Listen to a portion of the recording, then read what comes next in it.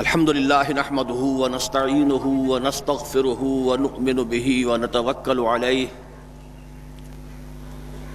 ونعوذ بالله من شرور أنفسنا ومن سيئات أعمالنا من يهده الله فلا مضل له ومن يضلله فلا هادي له ونشهد أن لا إله إلا الله وحده لا شريك له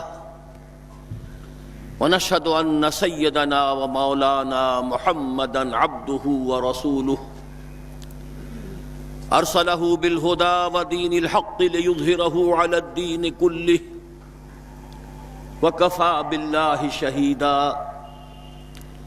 فصلى الله عليه وعلى آله وأصحابه وسلم تسليما كثيرا كثيرا اما بعد فقد قال الله تبارك وتعالى كما ورد في سورة الصف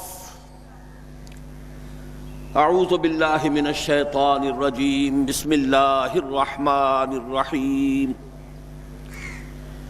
يريدون ليطفئوا نور الله بأفواههم والله متم نوره ولو كره الكافرون هو الذي أرسل رسوله بالهدى ودين الحق ليظهره على الدين كله ولو كره المشركون يا أيها الذين آمنوا هل أدلكم على تجارة تنجيكم من عذاب أليم تؤمنون بالله ورسوله وتجاهدون في سبيل الله بأموالكم وأنفسكم ذالکم خیر لکم ان کنتم تعلمون وقال تبارک وتعالی کما ورد فی سورة النور وعد اللہ الذین آمنوا منکم وعملوا الصالحات لیستخلفنہم فی الارض کما استخلف الذین من قبلہم ولیمکنن لہم دینہم الذی ارتضی لہم وَلَيُبَدِّلَنَّهُمْ مِنْ بَعْدِ خَوْفِهِمْ أَمْنًا يَعْبُدُونَنِي لَا يُشْرِكُونَ بِي شَيْئًا وَمَنْ كَفَرَ بَعْدَ ذَلِكَ فَأُولَئِكَ هُمُ الْفَاسِقُونَ صدق اللہ العظیم رب اشرح لي صدری ويسر لي أمری واحلل عقدۃ من لسانی يفقهوا قولی اللہم ربنا الہمنا رشدنا واعذنا من شرور انفسنا اللہم ارنا الحق حقا وارزقنا اتباعہ وارنا الباطل باطلا وارزقنا اجتنابہ اللہم وفقنا لما تحب وترضى اللہم وفقنا ان نجاہد فی سبیلک باموالنا وانفسنا اللہم ارزقنا شہادتا فی سبیلک آمین یا رب العالمین۔ معزز حاضرین اور محترم رفقائے تنظیم اسلامی، خطاب جمعہ کے لیے 11:30 کا وقت معین تھا،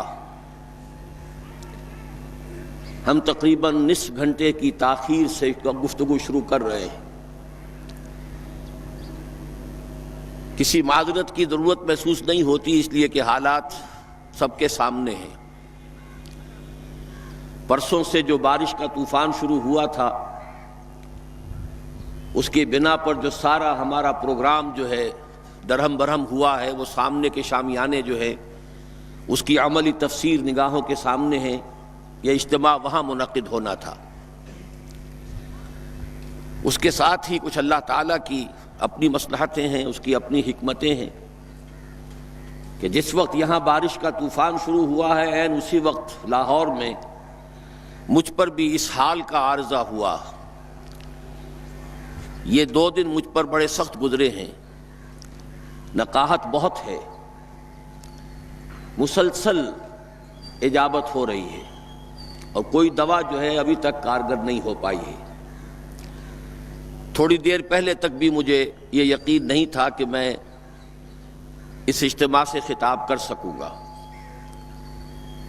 بہرحال اب کچھ اس وجہ سے بھی کہ وقت اب کم ہے، کچھ ہمت ہو رہی ہے کہ میں کسی نہ کسی درجے میں اپنا یہ فرض ادا کر لوں گا۔ آپ کے علم میں ہے کہ اس وقت کے میرے خطاب جمعہ کا موضوع ہے عالمی غلبہ دین یا عالمی سطح پر نظام خلافت علی منہاج النبوہ کے ضمن میں جو نصوص قرآن و حدیث میں خبریں وارد ہوئی ہیں انہی کی کچھ وضاحت مجھے آپ کے سامنے کرنی ہے۔ اس کے لیے خاص طور پر جن آیات کی میں نے تلاوت کی ہے، جو کتابچہ آپ کو تقسیم ہوا ہے ان میں وہ آیات درج ہیں، اور میں چونکہ آپ کو معلوم ہے کہ بنیادی طور پر قرآن حکیم کا ایک طالب علم ہوں، ویسے بھی یہ خطاب جمعہ ہے اور اس کا اصل مقصد تذکیر بالقرآن ہے، فذکر بالقرآن من یخاف وعید، تو بجائے کسی لمبی چوڑی حاشیہ آرائی کے میں چاہتا ہوں کہ انہی آیات اور ان کی مزید وضاحت پر مشتمل احادیث ہی پر اپنی پوری گفتگو کو مرکوز رکھوں۔ پہلے میں نے 2 آیات بلکہ 4 آیات تلاوت کی ہیں سورہ صف کی۔ یریدون لیطفئوا نور اللہ بافواہہم، لفظی ترجمہ ہوگا وہ چاہتے ہیں، وہ لوگ چاہتے ہیں، ان کا ارادہ ہے، ان کا قصد ہے، وہ تلے ہوئے ہیں لیطفئوا نور اللہ، کہ بجھا دیں اللہ کے نور کو، بافواہہم، اپنے منہوں سے، یعنی اپنی منہ کی پھونکوں سے، واللہ متم نورہ، اور اللہ تو اپنے نور کا اتمام فرما کر رہے گا، وَلَوْ كَرِهَ الْكَافِرُونَ، چاہے یہ کافروں کو کتنا ہی ناگوار ہو۔ دوسری آیہ مبارکہ ہے هُوَ الَّذِي أَرْسَلَ رَسُولَهُ بِالْهُدَى وَدِينِ الْحَقِّ لِيُظْهِرَهُ عَلَى الدِّينِ كُلِّهِ، وہی ہے یعنی اللہ تبارک و تعالی، الذی ارسل رسولہ، جس نے بھیجا اپنے رسول کو صلی اللہ علیہ وسلم، بالہدی، ہدایت کے ساتھ، الہدی کے ساتھ، ہدایت آسمانی کے آخری اور مکمل ایڈیشن یعنی قرآن کے ساتھ، ودین الحق، اور دین حق کے ساتھ، سچا دین، عادلانہ دین، منصفانہ دین، معتدل متوازن منصفانہ نظام زندگی دے کر بھیجا۔ اور کس لیے بھیجا؟ لِیُظْہِرَهُ عَلَى الدِّینِ كُلِّهِ، تاکہ غالب کر دیں اس کو کل کے کل دین پر، پورے نظام زندگی پر، وَلَوْ كَرِهَ الْمُشْرِكُونَ، چاہے یہ مشرکوں کو کتنا ہی ناگوار ہو۔ ان 2 آیات کے ضمن میں سب سے پہلی بات جو نوٹ کرنے کی ہے وہ یہ ہے کہ سورہ توبہ میں بھی یہی 2 آیات اسی ترتیب کے ساتھ وارد ہوئی ہیں۔ دوسری آیت تو جوں کی توں ہے کہ ایک شوشے کا فرق نہیں، هو الذی ارسل رسولہ بالہدی ودین الحق لیظہرہ علی الدین کلہ ولو کرہ المشرکون، ایک شوشے تک کا فرق نہیں۔ پہلی آیت میں تھوڑا سا لفظی فرق ہے، یریدون لیطفئوا کی بجائے یریدون ان یطفئوا، یریدون ان یطفئوا نور اللہ بافواہہم، وہ چاہتے ہیں کہ اللہ کے نور کو اپنی منہ کی پھونکوں سے بجھا دیں، وَيَأْبَى اللَّهُ إِلَّا أَن يُتِمَّ نُورَهُ، اور اللہ کو ہرگز منظور نہیں ہے مگر یہ کہ اپنے نور کا اتمام فرمائے، وَلَوْ كَرِهَ الْكَافِرُونَ، چاہے یہ کافروں کو کتنا ہی ناگوار ہو۔ اب ذرا اس پہلی آیت کے ایک ایک لفظ پر غور کیجئے، یریدون، وہ چاہتے ہیں، وہ سے مراد کون؟ سیاق و سباق قرآنی سے ثابت ہوتا ہے کہ اس سے مراد یہودی ہے۔ سورہ صف میں بھی اور سورہ توبہ میں بھی دونوں مقامات پر اس آیت سے متصلاً قبل بنی اسرائیل کا، یہود کا تذکرہ ہے۔ سورہ صف میں وَإِذْ قَالَ مُوسَىٰ لِقَوْمِهِ يَا قَوْمِ لِمَ تُؤْذُونَنِي وَقَدْ تَعْلَمُونَ أَنِّي رَسُولُ اللَّهِ إِلَيْكُمْ فَلَمَّا زَاغُوا أَزَاغَ اللَّهُ قُلُوبَهُمْ وَاللَّهُ لَا يَهْدِي الْقَوْمَ الْفَاسِقِينَ وَإِذْ قَالَ عِيسَى ابْنُ مَرْيَمَ يَا بَنِي إِسْرَائِيلَ إِنِّي رَسُولُ اللَّهِ إِلَيْكُمْ مُصَدِّقًا لِمَا بَيْنَ يَدَيَّ مِنَ التَّوْرَاةِ وَمُبَشِّرًا بِرَسُولٍ يَأْتِي مِن بَعْدِي اسْمُهُ أَحْمَدُ فَلَمَّا جَاءَهُم بِالْبَيِّنَاتِ قَالُوا هَذَا سِحْرٌ مُبِينٌ۔ یہ سارا تذکرہ یہود کا ہے۔ معلوم ہوا کہ یہاں مراد ہیں بالخصوص یہود۔ یہودی چاہتے ہیں کہ اللہ کے نور کو اپنے منہ کی پھونکوں سے بجھا دیں۔ تاریخی اعتبار سے سب سے پہلے چلیے اس ماحول میں جب یہ آیات نازل ہوئی ہیں، اس وقت اگرچہ اسلام کی مخالفت میں دو گروہ تھے جو سرگرم تھے، ایک مشرکین عرب جن کے سر خیل تھے مشرکین مکہ، اور دوسرے یہودی۔ چنانچہ یہی بات ہے جو سورہ مائدہ میں فرمائی گئی، لَتَجِدَنَّ أَشَدَّ النَّاسِ عَدَاوَةً لِلَّذِينَ آمَنُوا الْيَهُودَ وَالَّذِينَ أَشْرَكُوا۔ تم پاؤ گے کہ اہل ایمان سے دشمنی میں شدید ترین تمام انسانوں میں یہودی ہیں اور مشرک ہیں۔ مکے کے مشرک یا جزیرہ نما عرب کے مشرک اس وقت جن کے سر خیل تھے، جن کے لیے قرآن مجید میں سورہ توبہ میں ائمہ کا لفظ آیا ہے، فَقَاتِلُوا أَئِمَّةَ الْكُفْرِ۔ ایک طرف وہ تھے جو شدید مخالف اور دوسری طرف یہودی، لیکن ان دونوں کی مخالفت کے انداز میں فرق تھا۔ یہ نوٹ کرنا چاہتا ہوں میں آج، اچھی طرح سمجھ لیجئے۔ پہلا فرق یہ تھا کہ مشرکین عرب سامنے سے وار کرتے تھے جمع مردی کے ساتھ، ان کے مقابلے میں ان کی مخالفت میں کمینگی نہیں تھی۔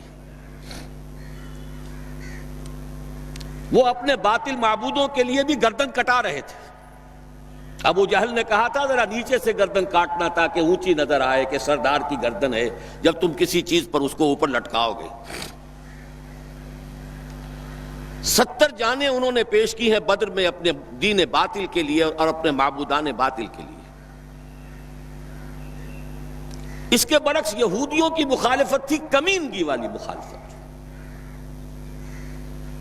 ان میں مقابلے کی ہمت نہیں تھی، جرأت نہیں تھی۔ لا یقاتلونکم جمیعا، سورہ حشر میں فرمایا یہ یہودی کبھی تم سے مسلمانوں جمع ہو کر جمعیت کی شکل میں ڈٹ کر میدان میں آ کر مقابلہ نہیں کر سکیں گے،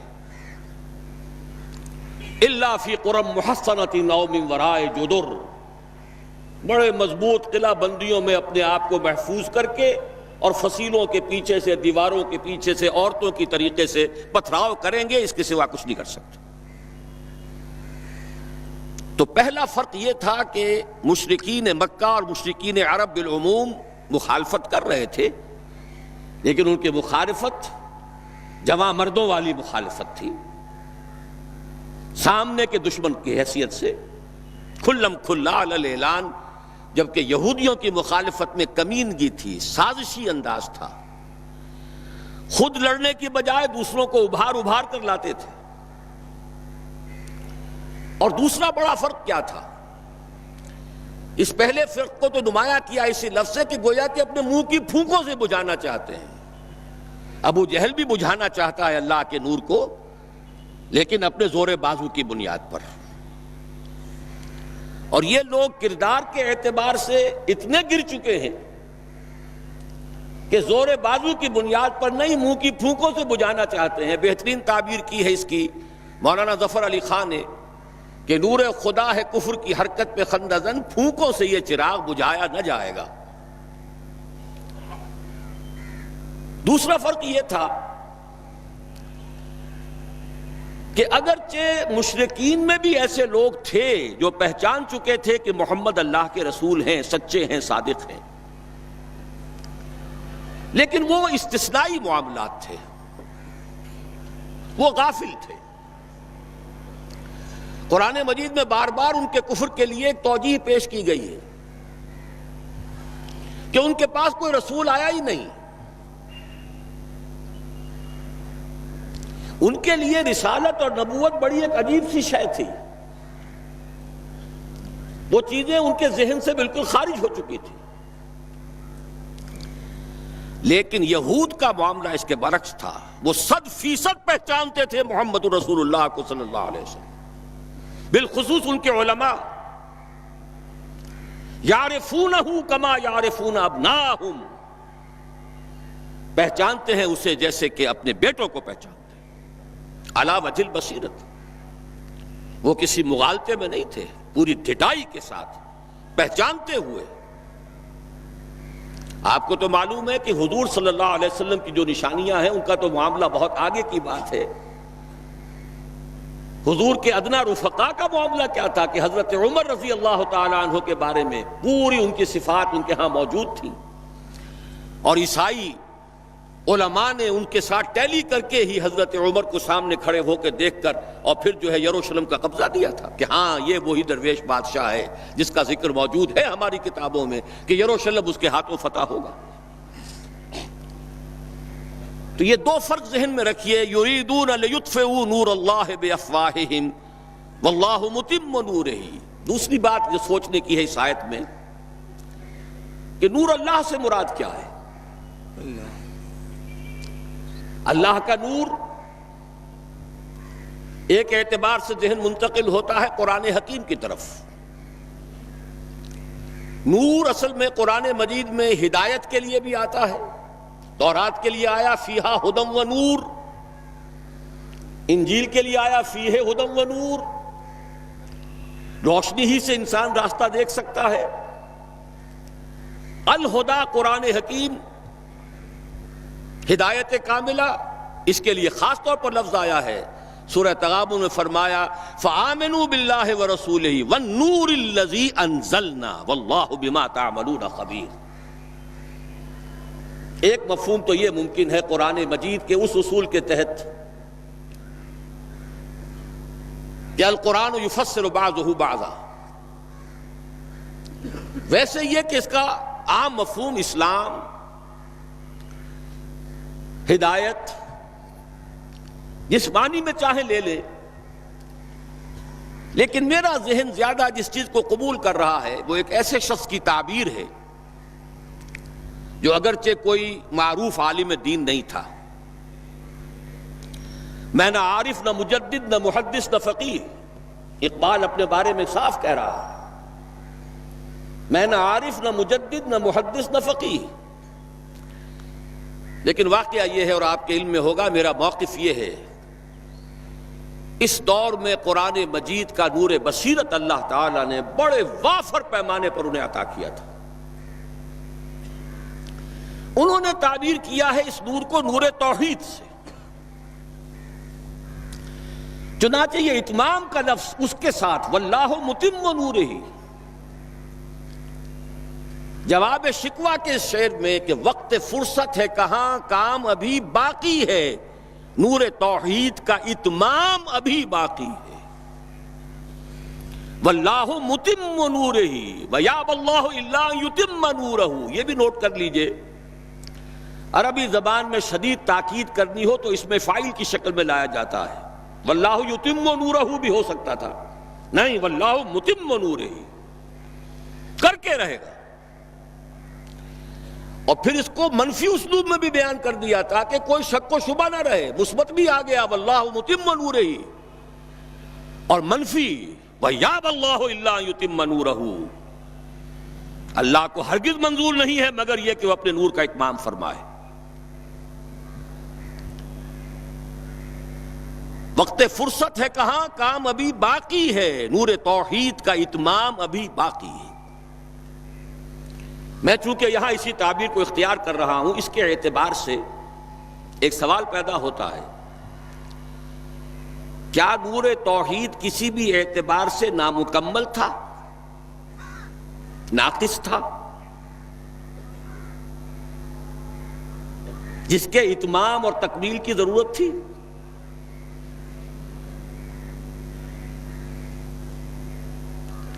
اگر میں اس سوال کا جواب ہاں میں دوں تو آپ سب چونک جائیں گے، لیکن میری وضاحت سن لیجئے۔ جہاں تک عقیدے کا نور ہے، عقیدے کی توحید ہے، اور انفرادی سطح پر اپنے عمل کی توحید ہے، توحید کے دو حصے سمجھ لیجئے۔ ایک توحید ہے عقیدے کی توحید، اللہ کو ایک ماننا، ایک جاننا، اس کی صفات میں، اس کی ذات میں کسی کو اس کا ساجی، ہمسر، برابر، ہم پلہ، کفو، ند، ضد نہ سمجھنا۔ ایک عمل کی توحید ہے کہ ایک ہی اللہ کے مطیع فرمان ہو جانا، ہمہ تن، ہمہ وقت، ہمہ وجوہ، مخلصین لہ الدین، یہ عملی توحید ہے۔ تو عقیدے کی توحید اور انفرادی سطح پر عمل کی توحید ہر دور میں مکمل رہی۔ حضرت آدم کی بھی مکمل تھی، حضرت نوح کی بھی مکمل تھی، تمام انبیاء کرام کی مکمل تھی، نہ ان کی عقیدے کی توحید میں کوئی کسر ہو سکتی تھی، نہ انفرادی سطح پر عمل کی توحید۔ لیکن ایک توحید ہے اجتماعی سطح پر عمل کی توحید، پورے نظام زندگی کا اللہ کے حکم کے تابع ہو جانا۔ یہ ابھی مکمل ہونا تھا، اس کی تکمیل ہونی تھی۔ افراد موحد تھے اپنی زندگیوں میں بھی، اپنے عقیدے میں بھی۔ نظام جیسا آج آپ غور کیجئے، بڑے بڑے فن خواہ موحد موجود ہیں ہمارے ہاں، فن خواہ سمجھتے ہیں اپنے آپ کو کہ معلوم ہوتا ہے شرک ہمارے قریب بھی نہیں آ سکتا۔ اجتماعی سطح پر ہم سب مشرک ہیں، پوری قوم مشرک ہے، مشرکانہ نظام ہے۔ جب تک وہ یکون الدین کلہ للہ نہیں ہوتا، یہ نظام مشرکانہ ہے، قانون اللہ کا نہیں ہے۔ آپ کی عدالتوں میں اللہ کے حکم کی کوئی حیثیت نہیں ہے، آپ کی منڈیوں میں اور بازاروں میں اللہ کا حکم نہیں چلتا ہے۔ معلوم یہ ہوا کہ ایک ہے اجتماعی توحید۔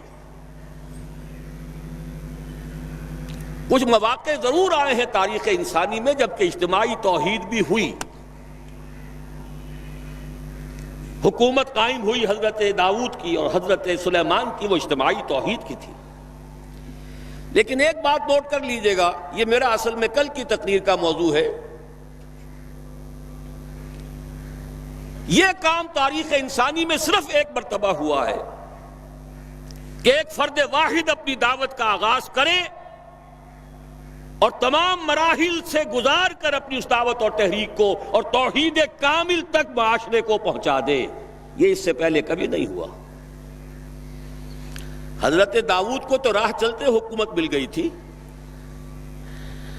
جنگ تو ہو رہی تھی حضرت طالوت اور جالوت کی، وہ تو ایک گڈریا اپنا گوپیا لے کر آ گیا ہے وقت پر اتفاقاً، اور اس گوپیے کی جو پتھر تھا وہ جالوت کے آنکھوں کے اس کی زرہ میں جو سوراخ تھا اس میں سے ہو کر اس کے بھیجے میں گزر گیا، مارا گیا، حکومت مل گئی۔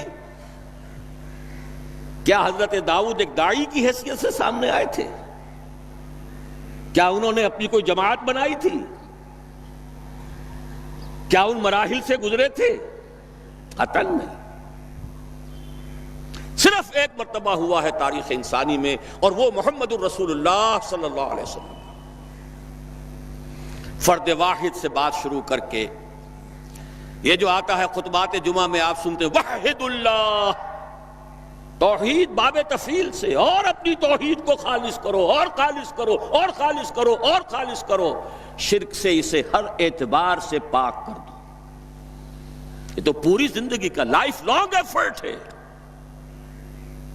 آخری امتحان توحید کا جو لیا ہے ابراہیم کے رب نے، دیکھیں اس بوڑھے کے دل میں کہیں اپنے بیٹے کی، اکلوتے بیٹے کی محبت تو ہم سے زیادہ نہیں ہو گئی؟ کیسے کیسے امتحانات سے گزر چکا وہ بوڑھا، کیسے کیسے امتحانات، لیکن آخری امتحان دعائیں مانگ مانگ کر بیٹا لیا تھا۔ فلما بلغ معه السعی، اور جب اب ذرا ہاتھ بٹانے کے قابل ہوا، کہیں اس کی محبت ہماری محبت سے زائد تو نہیں ہو گئی؟ انی ارا فی المنام انی اذبحک فانظر ماذا تری۔ اسی لیے جو آتا ہے قرآن مجید میں بار بار حضرت ابراہیم کے لیے آخری سند کے الفاظ آتے ہیں، وما کان من المشرکین، شرک کے ہر شائبے سے پاک۔ تو یہ توحید عملی اجتماعی سطح پر ہونی باقی تھی، اس کا تعلق ہے اگلی آیت سے۔ یہ کب ہوگی؟ هو الذی ارسل رسولہ بالہدی ودین الحق لیظہرہ علی الدین کلہ ولو کرہ المشرکون۔ اللہ نے اپنے ان آخری رسول کو محمد صلی اللہ علیہ وسلم کو تو بھیجا ہی ہے الہدا، وہ دین حق اور الہدا اور دین حق دے کر، تاکہ غالب کریں۔ جب تک دین غالب نہیں توحید ناقص ہے۔ عقیدے کی توحید ہو سکتا ہے کہ ہو، انفرادی سطح پر بھی ہو سکتا ہے، ایک آدمی جہاں جہاں بھی اللہ کا حکم مان سکتا ہو مان رہا ہو، لیکن آخر وہ کسی قوم کا فرد ہے، کسی ریاست کا شہری ہے، کسی خاندان کا فرد ہے، چہار طرف سے جکڑا ہوا ہے رشتوں میں اور تعلقات میں۔ اس کی زندگی کے کتنے گوشے ہیں کہ جن کو ابھی وہ مشرکانہ نظام اپنی گرفت میں لیے ہوئے ہیں۔ یہ در حقیقت اسی وقت ہوگا جبکہ اللہ کا دین غالب ہو جائے۔ هو الذی ارسل رسولہ بالہدی ودین الحق لیظہرہ علی الدین کلہ ولو کرہ المشرکون۔ مشرک تو کبھی پسند نہیں کریں گے۔ یہاں ذرا شرک کو سمجھ لیجئے، یہ شرک صرف عقیدے کا نہیں۔ آج کا سب سے بڑا شرک کیا ہے؟ اللہ کا اللہ کو دو، ریاست کا ریاست کو دو۔ یہ سیکولر نظام ہے، یہاں پر جو ہے حاکمیت عوام چلے گی، جاؤ مسجدوں میں اللہ کا حکم نافذ کر لو۔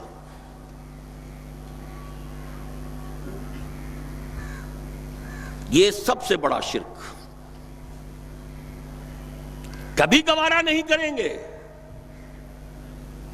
وہ توحید ہو جائے، اللہ ہی کا حکم چلے، سب پر یکساں جاری ہو جائے، سب یکساں اللہ کے حکم کے تابع ہو جائیں۔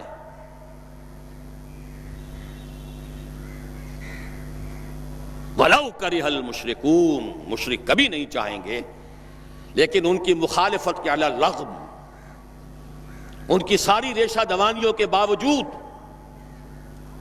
ان کی تمام سازشوں کے باوجود اللہ کا دین غالب ہو کر رہے۔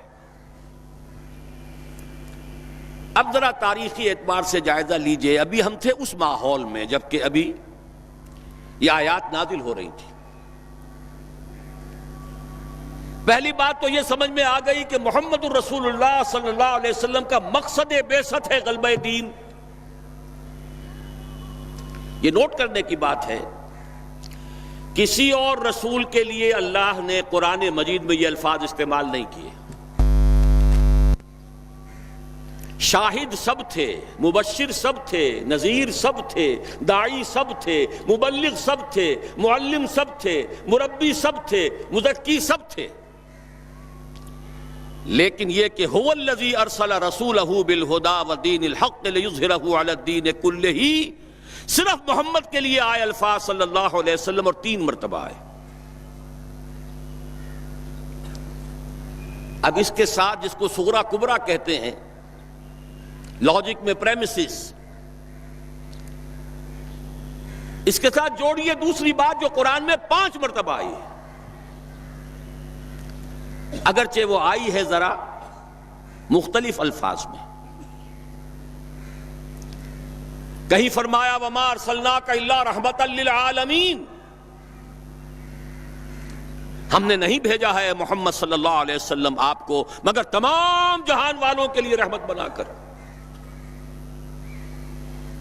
آپ کی بعثت جغرافیائی، نسلی، قومی، علاقائی حدود سے ماورا، بالا تر۔ قرآن میں بقیہ سارے رسولوں کی بات آتی ہے تو کہتے ہیں یا قوم یا قوم یا قوم۔ نوح نے کہا یا قوم اعبدوا اللہ، ہود نے کہا یا قوم اعبدوا اللہ، صالح نے کہا یا قوم اعبدوا اللہ ما لکم من الہ غیرہ، اور قرآن کہتا ہے یا ایھا الناس یا ایھا الناس اعبدوا ربکم الذی خلقکم والذین من قبلکم لعلکم تتقون۔ لیکن صریح ترین جو لفظ آیا ہے وَمَا أَرْسَلْنَاكَ إِلَّا كَافَّةً لِلنَّاسِ بَشِيرًا وَنَذِيرًا، ہم نے نہیں بھیجا ہے محمد صلی اللہ علیہ وسلم آپ کو مگر پوری نوع انسانی کے لیے بشیر اور نذیر بنا کر۔ اب ذرا اس کو جوڑیے، محمد کو بھیجا کاہے کے لیے؟ غلبہ دین کے لیے صلی اللہ علیہ وسلم، اور بھیجا کن کے لیے؟ تمام انسانوں کے لیے۔ کیا نتیجہ نکلتا ہے منطق سے؟ محمد الرسول اللہ صلی اللہ علیہ وسلم کا مقصد بعثت مکمل اسی وقت ہوگا جب پورے عالم انسانیت پر اللہ کا دین غالب آ جائے، ورنہ بات وہی ہے جو اقبال کا شعر سنا چکا ہوں، وقت فرصت ہے کہاں کام ابھی باقی ہے، نور توحید کا اتمام ابھی باقی ہے۔ لیکن یہ کہ اگر اللہ نے واقعی بھیجا محمد کو دین کے غلبے کے لیے صلی اللہ علیہ وسلم، اور اگر بھیجا ہے پوری نوع انسانی کے لیے، تو ناممکن ہے کہ یہ دنیا ختم ہو جائے اس سے پہلے کہ محمد الرسول اللہ کا مقصد بعثت مکمل ہو۔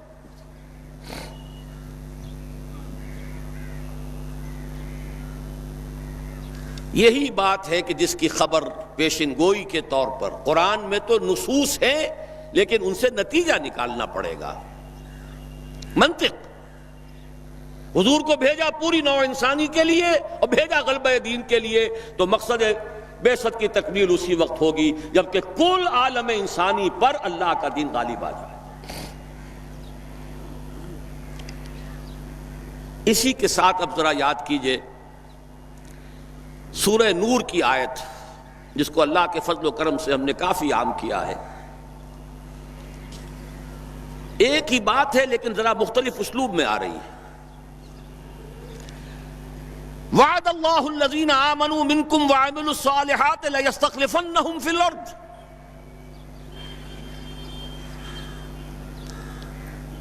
وعد اللہ الذین آمنوا منکم، یہاں منکم پر ذرا زور دیجئے، کن سے خطاب ہو رہا ہے؟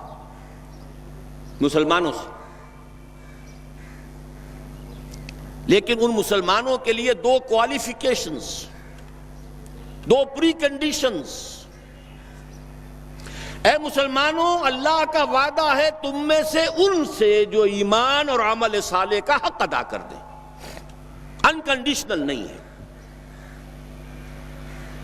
وعد اللہ الذین آمنوا منکم وعملوا الصالحات،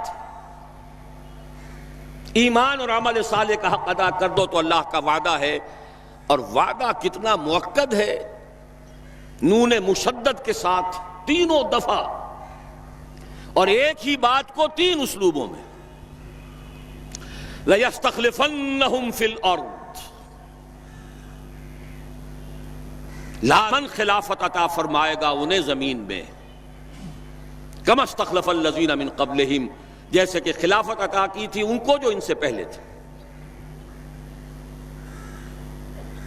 جب مسلمانوں کو خلافت اور حکومت عطا ہو جائے گی تو اس کا منطقی نتیجہ ہوگا کہ دین غالب ہو جائے گا،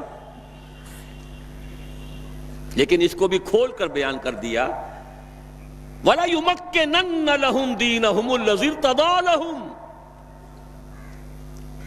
اور لازماً متمکن کر دے گا، غالب کر دے گا ان کے اس دین کو جو اللہ نے ان کے لیے پسند فرما لیا ہے۔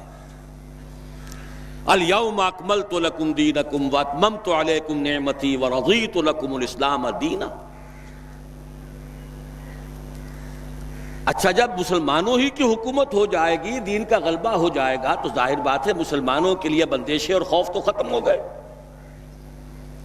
اس کو بھی واضح الفاظ میں وَلَيُبَدِّلَنَّهُم مِّن بَعْدِ خَوْفِهِمْ أَمْنًا، ان کی خوف کی حالت کو امن اور سکون سے بدل دے گا، کوئی خوف نہیں ہوگا۔ اب یہاں فرمایا یعبدوننی لا یشرکون بی شیئا، تب جا کر وہ ان کی عبادت اس درجے میں مکمل ہوگی کہ اس میں شرک کی کوئی آلائش باقی نہیں رہے گی۔ جب تک نظام پورا اللہ کے دین کے تابع نہیں، شرک موجود ہے، عقیدے کا شرک ختم ہو چکا، انفرادی سطح پر موحد بن چکے، لیکن یہ تو تین کام جب ہوں گے کہ اللہ کا دین غالب ہو جائے، اللہ کی حکومت اور مسلمانوں کی خلافت قائم ہو جائے، تب کہیں جا کر وہ بات ہوگی لا یشرکون بی شیئا، پھر شرک کا ہر شائبہ ختم،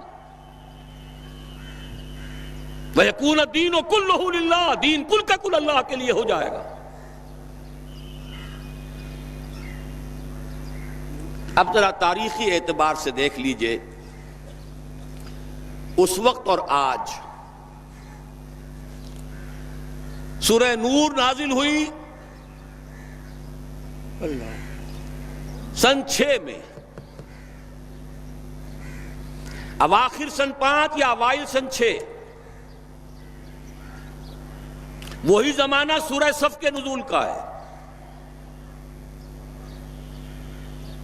تاریخی اعتبار سے جوڑیے کتنی جلدی اللہ کے یہ وعدے پورے ہوئے۔ سن 6 ہی میں صلح حدیبیہ ہو گئی، انا فتحنا لک فتحا مبینا۔ سن 7 میں خیبر فتح ہو گیا، دولت مال غنیمت کے انبار آ گئے۔ 8 میں مکہ فتح ہو گیا۔ 9 میں یوں سمجھیے کہ پورے جزیرہ نما عرب سے اعلان کر دیا گیا تھا کہ اب شرک کا خاتمہ ہوگا۔ فَإِذَا انْسَلَخَ الْأَشْهُرُ الْحُرُمُ فَاقْتُلُوا الْمُشْرِكِينَ مِنْ حَيْثُ وَجَدتُّمُوهُمْ، موپنگ اپ آپریشن ہو گیا۔ جزیرہ نما عرب جاء الحق وزهق الباطل ان الباطل كان زهوقا۔ اور اس کے بعد 25 برس کے اندر اندر وہ نظام خلافت لَيَسْتَخْلِفَنَّهُمْ فِي الْأَرْضِ، کہاں سے کہاں تک،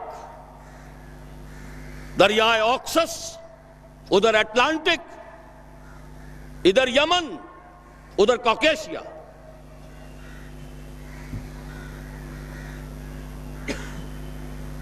وعدے پورے ہو گئے تھے کہ نہیں؟ اس کے بعد سے کیا ہوا ہے؟ ایک حدیث نبوی آپ کے اس کتابچے میں موجود ہے، بڑی عظیم حدیث، ہماری 1400 برس کی بلکہ 1500 برس کی تاریخ، ابھی تو اس میں سے 1400 برس گزرے ہیں، 15واں 100 جو ہے ابھی شروع ہوا ہے، لیکن وہ 15ویں صدی کے واقعہ جو ہے اس کے اوپر وہ حدیث ختم ہو رہی ہے۔ نعمان ابن بشیر رضی اللہ تعالیٰ عنہ سے روایت، اور مسند احمد ابن حنبل میں جو اس کی تفصیل آئی ہے، حضرت حذیفہ رضی اللہ تعالیٰ عنہ نے بھی اس کی تائید کی ہے کہ ہاں یہ حدیث میرے بھی علم میں ہے، 2 صحابہ سے۔ حضور نے 5 دور گنوا دیے اپنے زمانے سے شروع ہو کر اور قیامت تک۔ تکون النبوۃ فیکم ما شاء اللہ ان تکون ثم یرفعہ اللہ اذا شاء یرفعہا، مسلمانوں تمہارے مابین نبوت برقرار رہے گی جب تک اللہ چاہے گا کہ رہے، پھر اللہ اس کو اٹھا لے گا جب چاہے گا، یعنی میرا انتقال ہو جائے گا۔ ثم تکون خلافتا علی منہاج النبوہ، پھر خلافت کا ایک دور ہوگا، لیکن یہاں یہ الفاظ نوٹ کیجئے، عین نبوت کے نقش قدم پر، سرے منہ فرق نہیں ہوگا، وہی نظام جو محمد عربی صلی اللہ علیہ وسلم والذین معہ رضی اللہ تعالیٰ عنہ مجمعین نے قائم کیا تھا، جوں کا تو قائم رہا۔ جس پر واقعہ یہ ہے کہ سنہری حروف سے لکھے جانے کے قابل الفاظ ہیں حضرت ابو بکر کے رضی اللہ تعالیٰ عنہ، ایبدل الدین وانا حی، کوئی ترمیم نہیں ہونے دوں گا اپنی زندگی میں اس دین کے اندر۔ کیا دین میں تبدیلی کی جائے گی جبکہ ابھی میں زندہ ہوں؟ یہ خلافت علی منہاج النبوہ کا دور، لیکن فرمایا یہ بھی ہمیشہ نہیں رہے گا۔ ثم یرفع اللہ اذا شاء یرفع، پھر اللہ اٹھا لے گا اس کو بھی جب چاہے گا اٹھانا۔ ثم تکون ملکا عاضا فیکون ما شاء اللہ ان یکون ثم یرفع اللہ اذا شاء یرفع۔ پھر تیسرا دور ہوگا کٹ کھنی بادشاہت، کاٹنے والی، ظالم۔ یہ اسی ظالم بادشاہت کا زمانہ ہے جبکہ حضرت حسین رضی اللہ تعالی عنہ شہید کیے جا رہے ہیں،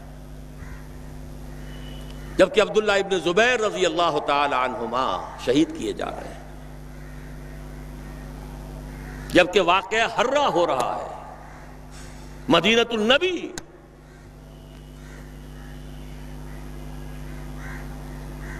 جبکہ محمد ابن قاسم کو بلا کر ہلاک کیا جا رہا ہے، موسیٰ ابن نصیر کی توہین و تذلیل ہو رہی ہے۔ کہلواتے تھے وہ اپنے آپ کو خلفاء تھے، ملوک، بادشاہ تھے، اور یہ ملوکیت پھر اپنی پوری شدت کو پہنچی دور بنو عباس میں، جب محل بھی بنے اور سارے محلوں کے ساتھ کے لوازمات بھی پورے ہوئے، رقص و سرود بھی ہوا اور ناؤ نوش بھی ہوا۔ یہ تیسرا دور تھا، لیکن بہرحال تھے کلمہ گو، کوئی بھی تھا، کلمہ محمد کا پڑھتے تھے صلی اللہ علیہ وسلم۔ پھر جہاں بہت برے تھے وہاں ان میں سے بہت اچھے بھی تھے، لیکن وہ خلافت نہیں تھی، خلافت علی منہاج النبوہ نہیں تھی، خلافت راشدہ نہیں تھی، مسلمانوں کی حکومت تھی۔ فرمایا یہ تیسرا دور بھی ختم ہو جائے گا۔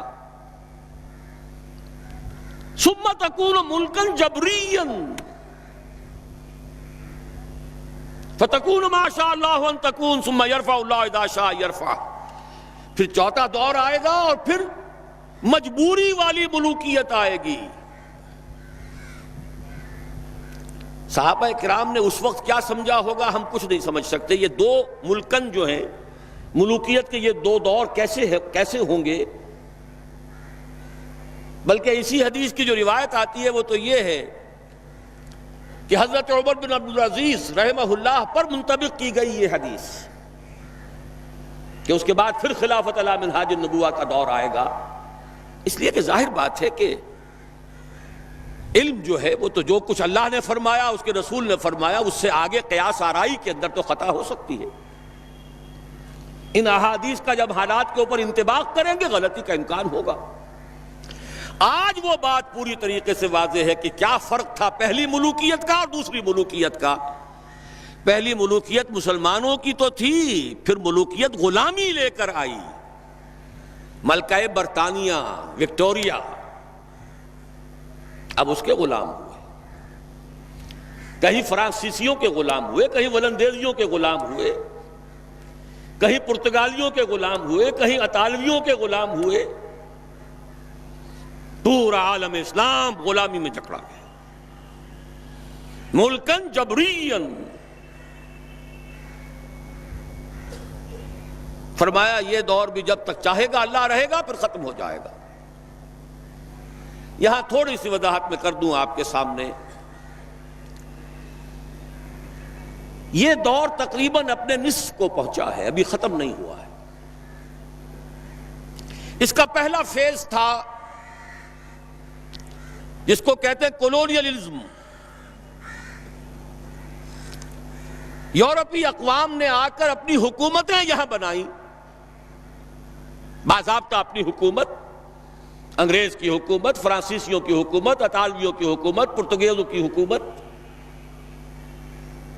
اس صدی کے وسط میں آ کر کچھ حالات دنیا کے بدلے،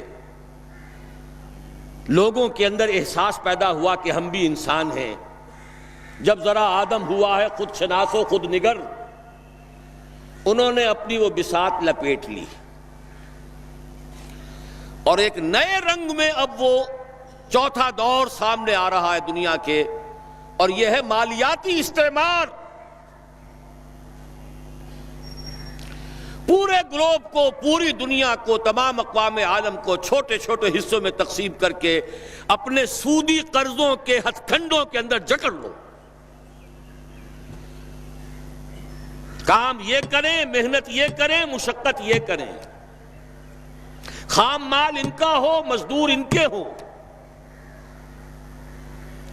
ٹیکنیکل نو ہاؤ ہماری ہو، ایڈمنسٹریشن مینجمنٹ ہماری ہو، ملائی ہم کھاتے جائیں گے اور کچھ چھاچھ ان کو بھی دیتے جائیں گے. اس صدی کے نصف میں جبکہ یہ کولونیلزم اپنی بساط لپیٹ رہا تھا، یاد کر لیجئے 1950 میں ورلڈ بینک قائم ہوا ہے. یہ آج کی شان نہیں ہے. استعمار نے اپنا ایک رنگ بدلا. براہ راست حکومت کرنے میں تو ریزنٹمنٹ بھی ہوتی ہے، لوگ ناراض بھی ہوتے ہیں، کبھی بغاوتیں کرتے ہیں، کچھ ہمارے ماریں گے، ہم زیادہ ان کے ماریں گے. بھائی ہمیں آم کھانے ہیں کہ پیڑ گننے ہیں؟ یہ نیا استعمار، نیو ورلڈ آرڈر، حقیقت میں جیو ورلڈ آرڈر. آج تاریخ پھر وہاں پہنچ گئی ہے. یریدون لیطفئوا نور اللہ بافواہہم، وہی یہود. لیکن فرق کیا ہے؟ اس وقت یہودی آئسولیٹڈ تھے، عیسائی بھی ان کے دشمن تھے. وہ سمجھتے تھے ہمارے تو خدا کو انہوں نے سولی پر چڑھایا. شدید ترین پرسیکیوشن یہودیوں کی عیسائیوں کے ہاتھوں ہو رہی تھی.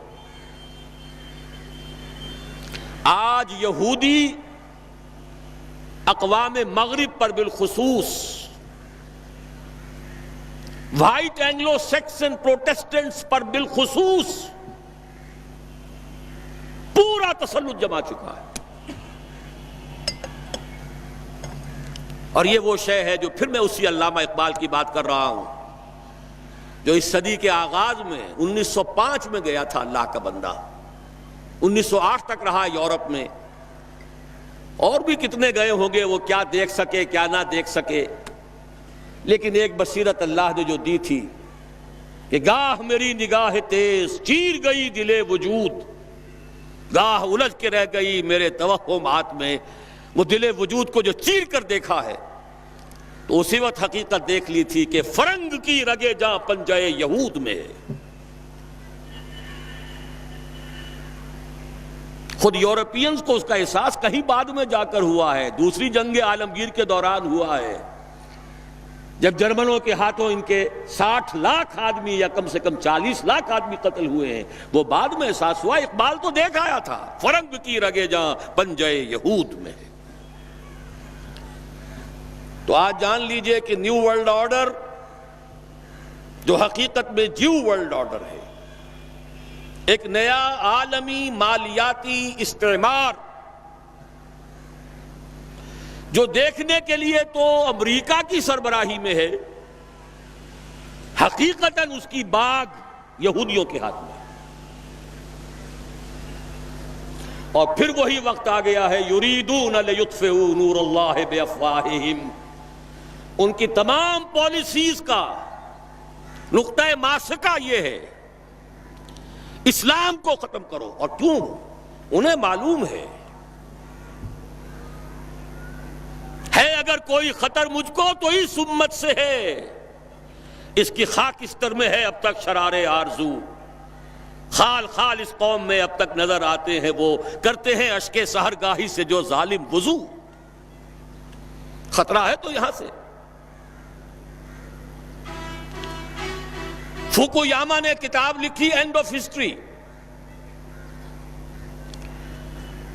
جیسے کوئی بہت بڑی جنگ جیت لے اور پھر فتح کے شادیانے بجا رہا ہو، بغلیں بجاتے ہوئے اس نے لکھا کہ سوویت یونین ختم ہو گیا، ثابت ہو گیا کہ ہمارا ہی نظام بہترین ہے.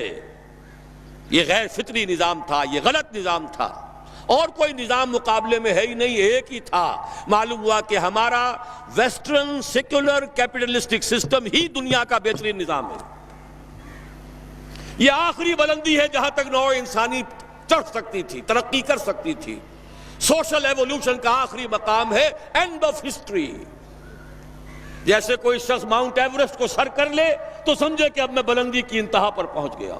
اس زمین پر تو اس سے آگے بلندی نہیں ہے. ہنٹنگٹن نے اس کے جواب میں ایک مقالہ لکھا، دونوں امریکہ کے ہیں.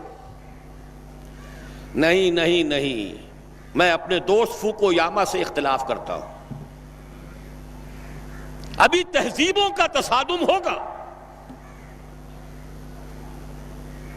اس نے بتایا کہ ٹوائنبی نے کل 20 تہذیبیں گنی ہیں تاریخ انسانی کی، ان میں سے 12 ختم ہو چکی ہیں، کہیں موجود نہیں ہیں، 8 ابھی موجود ہیں. ایک ہماری مغربی تہذیب ہے، 7 اور ہیں. لیکن ان 7 میں سے 5 ایسی ہیں کہ جن کو آسانی سے ہم ایسیمیلیٹ کر سکتے ہیں، اپنے اندر ضم اور گم کر سکتے ہیں، وہ ہمارے لیے کوئی خطرہ نہیں ہے. لیکن 2 تہذیبیں ایسی ہیں کہ جو ہمارے لیے ایک چیلنج ہیں.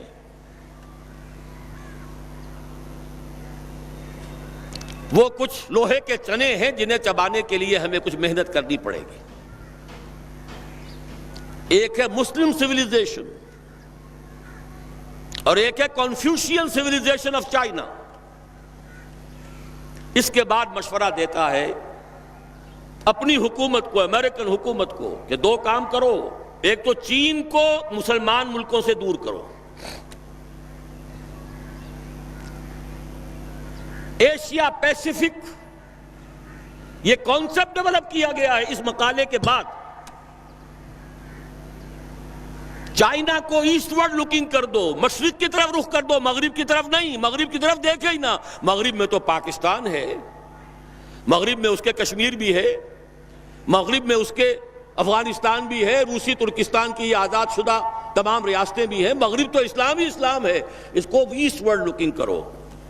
پیسیفک، اور پیسیفک کے ادھر امریکہ ہے. چنانچہ موسٹ فیورڈ نیشن اپنی مالیات میں، اپنی تجارتی پالیسیوں میں ابھی تک، اس کے باوجود کہ چائنا نے بار بار سخت توہین کی ہے، تذلیل کی ہے. لیکن بنیا مینٹیلٹی جو ہے وہ توہین و تذلیل برداشت کر سکتی ہے اپنے مفادات کی خاطر. انڈونیشیا میں کانفرنس کی گئی، ایشیا پیسیفک کانفرنس، کلنٹن صاحب تشریف لائے. دوسرا مشورہ یہ دیا کہ مسلمانوں کے باہمی اختلافات کو ہوا دو. پہلے بھی کیا ہوا تھا یاد کر لیجئے. کاش وہ جو سیلاب چلا تھا خلافت علی منہاج النبوہ کا، اقبال نے کہا تھا رکتا نہ تھا کسی سے سیل رواں ہمارا. کس نے روکا تھا؟ کوئی باہر کی طاقت نہیں روک سکی تھی، انٹرنل سیبوٹاج تھا. عبداللہ ابن سبا یہودی اور اس کے اعلی کار بہت سے مسلمان، سادہ لوح مسلمان. اگر حضرت حسان ابن ثابت رضی اللہ تعالی عنہ جیسا صحابی اور عاشق رسول صحابی اگر حضرت عائشہ رضی اللہ تعالی عنہ پر لگنے والی تہمت میں شریک ہو سکتا ہے تو بعد والوں کا معاملہ تو کیا ہوگا؟ سازش بڑی شے ہے. یہودی سازش ایسا پھاڑا ہے اس امت کو کہ آج تک وہ خون رس رہا ہے، اور آج بھی وہی یہودی سازش شیعہ سنی کو لڑا کر اپنے مذموم مقاصد حاصل کر رہا ہے. History repeats itself. تاریخ اپنے آپ کو دہرا رہی ہے. وہی یہودی عبداللہ ابن سبا لڑا دیا. 1,00,000 کے قریب مسلمان ایک دوسرے کی تلواروں اور تیروں سے ختم ہوئے. 10,000 ایک رات میں جنگ جمل، 74,000 جنگ صفین میں، 4,000 نہروان میں، اور جمع کرتے جائیے. ساری قوت ختم ہو کر رہ گئی. جس کو کہتے ہیں کہ وہ موشن ٹوٹ گئی. چڑھائی پر چڑھتے ہوئے ٹرک جو ہے بھاری لوڈڈ، اگر موشن ٹوٹ جائے پھر بڑا مشکل ہو جاتا ہے. تھمتا نہ تھا کسی سے سیل رواں ہمارا، وہ رک گیا۔ آج بعین ہی وہی ہو رہا ہے، یریدون لیطفئوا نور اللہ بافواہہم واللہ متم نورہ ولو کرہ الکافرون۔ لیکن اللہ نے اپنے رسول کو جس مقصد بعثت کے ساتھ بھیجا تھا اس کی تکمیل تو ہو کر رہے گی۔ وَمَكَرُوا وَمَكَرَ اللَّهُ وَاللَّهُ خَيْرُ الْمَاكِرِينَ۔ یہ اپنی سی چالیں چل لیں، اللہ بھی اپنی چالیں چلے گا، اور اللہ سے بہتر چال کس کی ہوگی؟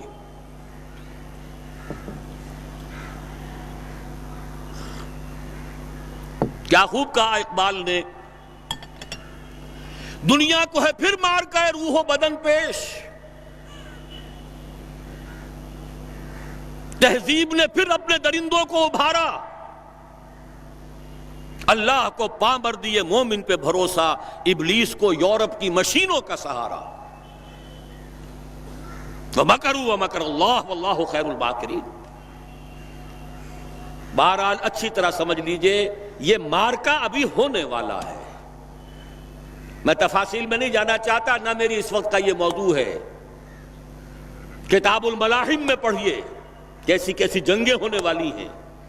الملحمۃ العظمیٰ، نہ تاریخ انسانی کی عظیم ترین جنگ جو ہونے والی ہے، ہم پر ہمارے کرتوتوں کی وجہ سے جو عذاب الہی کے کوڑے پڑنے والے ہیں، پورا عالم عرب یہودیوں کے سامنے سرنگوں ہو چکا ہے، نیو ورلڈ آرڈر کی جیب میں جا چکا ہے۔ تھوڑا سا ایک سوڈان، کچھ ایک پاگل سا غیر اہم شخص قذافی بیٹھا ہوا ہے، باقی ان دو کو نکال دیجئے تو پورا عالم عرب ان کی جیب میں، سرنگوں۔ اور ابھی کیا ہوگا جب مسجد اقصی شہید کی جائے گی، جب تھرڈ ٹیمپل کی تعمیر ہوگی، ایودھیا کی مسجد گرا کر امت مسلمہ کی نبض کو دیکھ لیا ہے دشمن نے کہ جان نہیں ہے۔ حمیت نام تھا جس کا، گئی تیمور کے گھر سے۔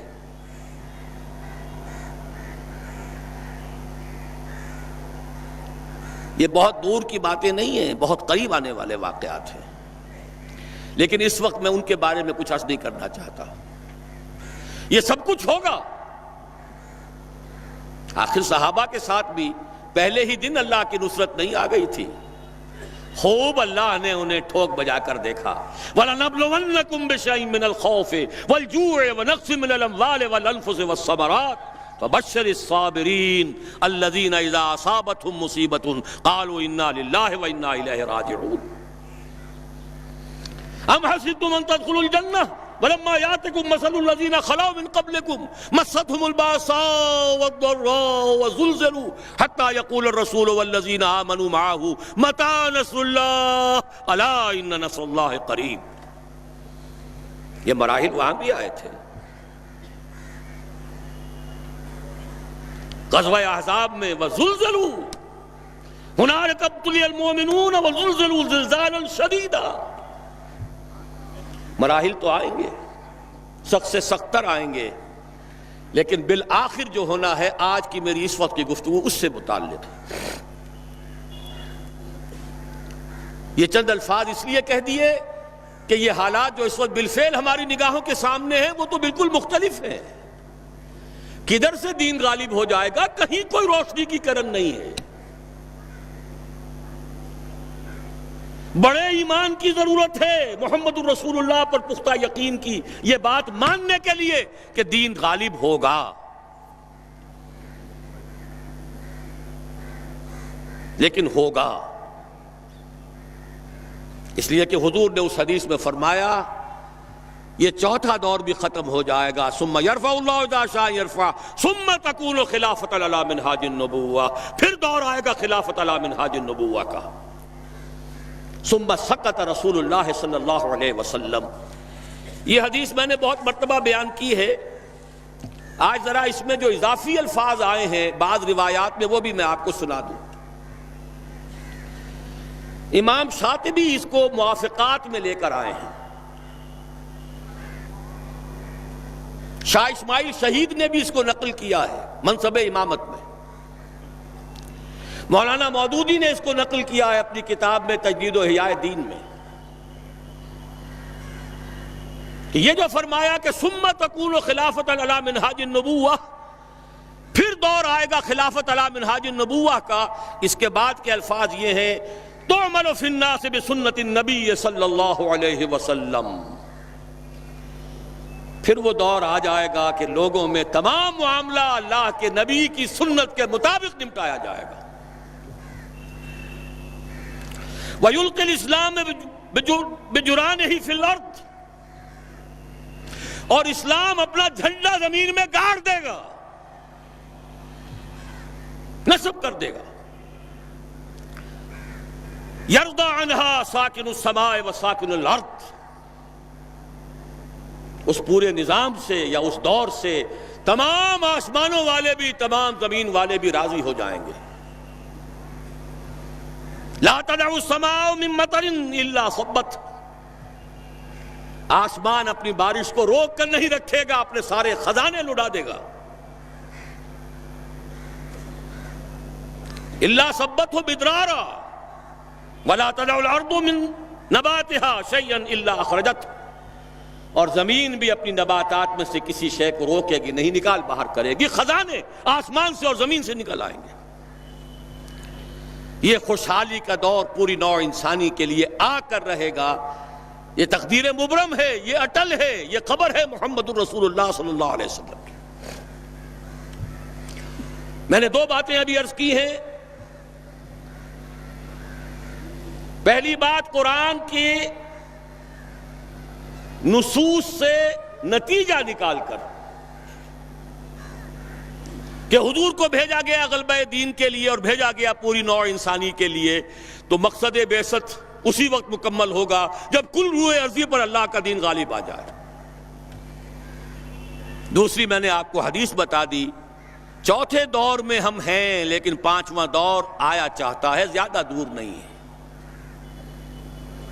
اگرچہ اس کے لیے ایمان اور عمل صالح کے لیے کمر کسنی ہوگی، اس کے لیے جہاد کی پکار پر لبیک کہنا ہوگا۔ اسی لیے سورہ صف میں اس کے فوراً بعد تو وہی آیات آئی ہیں، یا ایھا الذین آمنوا هل ادلکم علی تجارۃ تنجیکم من عذاب الیم تؤمنون باللہ ورسولہ وتجاہدون فی سبیل اللہ باموالکم وانفسکم۔ لیکن ان آیات کی تشریح میں کل کروں گا اپنے شام کی تقریر میں انشاءاللہ۔ اس وقت اب تیسرا نکتہ بیان کر رہا ہوں۔ اب جب دوبارہ یہ عالم آئے گا، اس عالم ارضی پر نظام خلافت آئے گا، دو حدیثیں اتنی واضح ہیں کہ کل روئے ارضی پر آئے گا۔ وہ حدیثیں بھی اس کتابچے میں ہیں آپ کے پاس۔ مقداد ابن الاسود سے روایت ہے رضی اللہ تعالی عنہ، مسند احمد ابن حنبل کی روایت ہے۔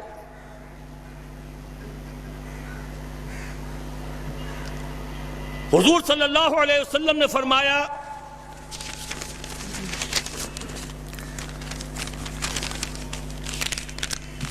لا يبقى على ظهر الارض بیت مدر ولا وبر الا ادخله الله کلمۃ الاسلام بعز عزیز وذل ذلیل، اما يعزهم الله فيجعلهم من اهلها او يذلهم فيدينون لها، قلت فيكون الدين كله لله۔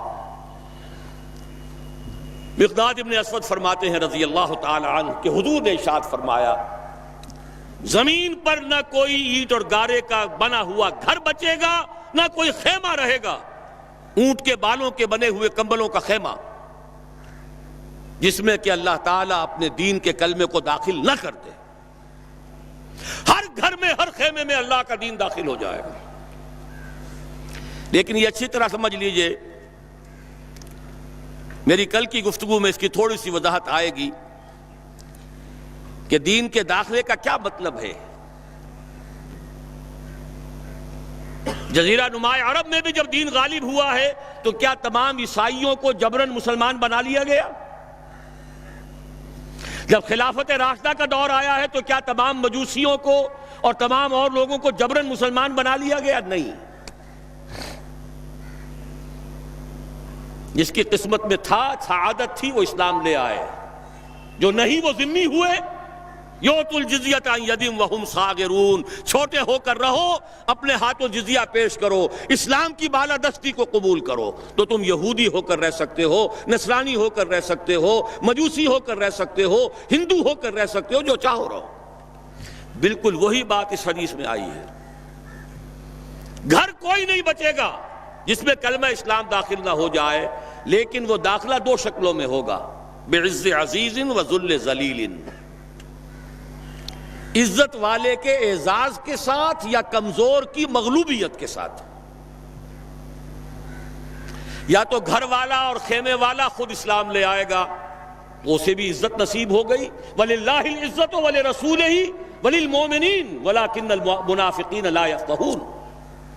عزت تو اللہ کے لیے ہے، اس کے رسول کے لیے ہے، اہل ایمان کے لیے ہے، اسے بھی عزت نصیب ہو گئی۔ اور نہیں تو یؤتوا الجزیۃ عن ید وہم صاغرون، تم چاہے مسلمان نہ ہو، اسلام تمہارے اوپر رہے گا، تمہیں نیچے ہونا پڑے گا، نیچے ہو کر ہندو رہو، سکھ رہو، پارسی رہو، عیسائی رہو، یہودی رہو، جزیہ دو، چھوٹے بنو۔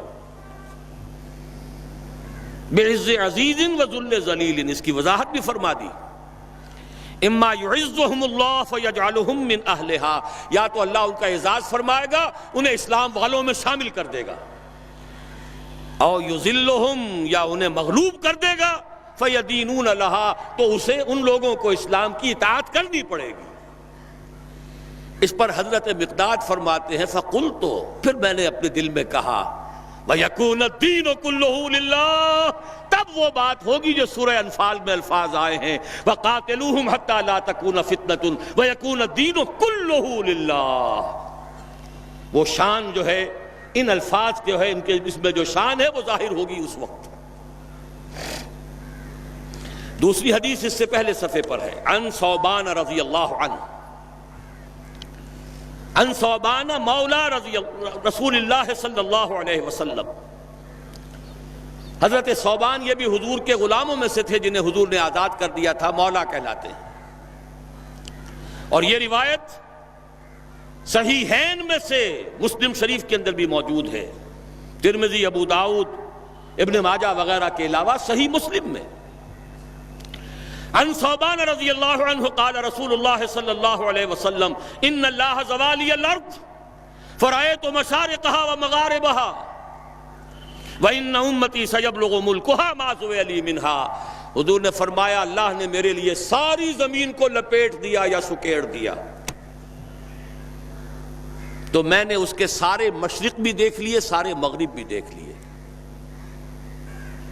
And take it from me، جان لو میری امت کی حکومت ان تمام علاقوں پر قائم ہو کر رہے گی جو اللہ نے مجھے اس طرح زمین کو سکیڑ کر دکھا دیے تھے۔ کوئی شک ہے؟ شک کا شائبہ بھی ہے تو ایمان کی کمزوری ہے۔ یہ قول رسول ہے، وہو الصادق المصدوق، وہ سچے ہیں اور ان کی سچائی پر تو اللہ گواہ ہے۔ لقد صدق اللہ رسولہ الرؤیا بالحق لتدخلن المسجد الحرام ان شاء اللہ آمنین محلقین رؤوسکم۔ کچھ اشتباہ سا ہو گیا تھا کہ شاید حضور کا خواب درست نہ تھا۔ نہیں، نبی کا خواب غلط نہیں، نبی کا قول غلط نہیں ہو سکتا، ہو کر رہا ہے۔ تو قرآن سے منطقی طور پر ثابت، پوری دنیا میں اللہ کے دین کا غلبہ ہو کر رہے گا۔ احادیث سے تفصیلاً ثابت، صراحتاً ثابت، اسے نظام خلافت علی منہاج النبوہ کہیے، اسے نظام دین کا غلبہ کہیے، اسے اللہ کی حکومت کہیے، قائم ہو کر رہے گی اس دنیا کے خاتمے سے قبل۔ اب میری اس وقت کی گفتگو کا چوتھا اور آخری نقطہ ہے، وہ نقطہ یہ ہے، منطقی طور پر بھی یہی بات نظر آتی ہے اور روایتاً بھی یہی ثابت ہے۔ کوئی نظام اگر عالمی سطح پر آتا ہے یا آنے کا امکان ہے تو اس کی ترتیب اور تدریج یہی ہوگی کہ پہلے کسی ایک ملک میں آئے اور پھر پھیلے. منطق بھی یہی کہتی ہے، تاریخ بھی یہی بتاتی ہے. فرانس کا انقلاب فرانس میں آیا، پھر پھیل گیا پوری دنیا میں. اشتراکی انقلاب روس میں آیا، لیٹن امریکہ تک پہنچ گیا. سب سے بڑھ کر محمد عربی صلی اللہ علیہ وسلم کا انقلاب جزیرہ نماء عرب میں آیا اور پھر پھیلا دائیں بائیں، مشرق مغرب شمال. منطقی طور پر بھی یہی ممکن ہے. اور اس کو اگر کانورس لے لیجئے، اس کا ضد لے لیجئے، اگر پوری دنیا میں بیک وقت اس کا قیام ممکن ہوتا تو حضور کے ہاتھوں ہو جاتا. افضل البشر ہیں کہ نہیں؟ سید الانبیاء اور رسل ہیں کہ نہیں؟ سید الاولین والآخرین ہیں کہ نہیں؟ خاتم النبیین ہیں کہ نہیں؟ اگر یہ ہو سکتا ہوتا تو حضور کے ہاتھ ہو جاتا. وہاں بھی یہی ہوا. 23 برس کی محنت شاقہ سے جزیرہ نماء عرب میں وہ نظام قائم ہو گیا. اب دائیں بھی پھیلا، عراق سے ہوتے ہوئے ایران، اور ایران سے ہوتے ہوئے ماوراء النہر، اور وہاں سے ہوتے ہوئے ہندوستان آیا. مغرب میں نکلا، شام سے ہوتے ہوئے، اور پھر مصر، اور مصر سے لیبیا، اور لیبیا سے الجزائر، چلتے جائیے. شمال میں کوکیشیا ماؤنٹینز. یہی تدریج ہو سکتی ہے نا، اب بھی یہی ہوگی. لیکن سوال یہ ہے کہ کیا کوئی انڈیکیشن ہے، کوئی اشارات ہیں، کوئی صراحت ہے کہ یہ کہاں سے ہوگا؟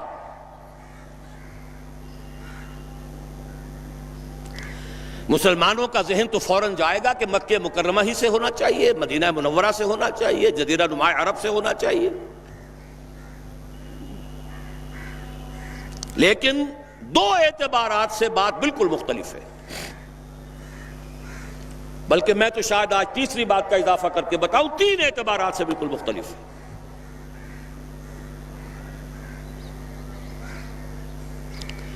پہلی بات ہے پچھلے 400 برس کی تاریخ.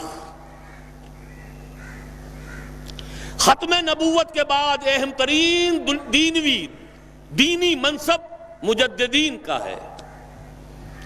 ان اللہ یبعث فی هذه الامت علی راس کل 100 عام من یجدد لها دینها.